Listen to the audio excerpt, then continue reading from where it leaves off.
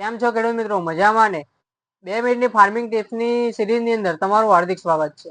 આજના વિડીયોમાં આપણે વાત કરીશું કે જ્યારે પણ સ્ટાર્ટિંગના સ્ટેજમાં કોઈ પણ પાકની અંદર ઈયળનો પ્રોબ્લેમ આવે છે ત્યારે તમારે કયું ટેકનિકલ વાપરવું જેથી કરીને તમારા પાકની અંદર જે સ્ટાર્ટિંગના સ્ટેજની અંદર જે ઈયળનો પ્રોબ્લેમ આવે છે એમાં તમને તમારા પાકને રક્ષણ મળે અને એનો જે ઈયળ છે એનો નાશ થાય અને તમારા પાકની અંદર સારો એવો ફાયદો મળે.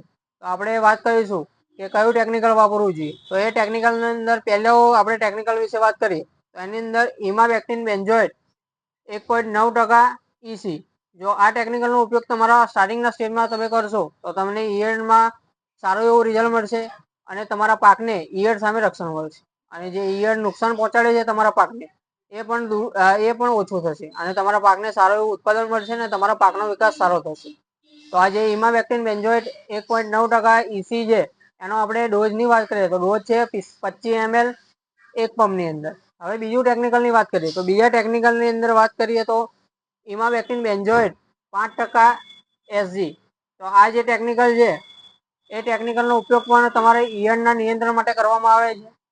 તો આ જે ટેકનિકલ છે એનો ડોઝ રહેશે 10 ગ્રામ એક પંપની અંદર. તો ખેડૂત મિત્રો, જો તમારે પણ સ્ટાર્ટિંગના સ્ટેજમાં તમારા પાકની અંદર ઈયળનો પ્રોબ્લેમ હોય તો તમે સ્ટાર્ટિંગના સ્ટેજની અંદર આ બંને ટેકનિકલનો ઉપયોગ કરી શકો છો.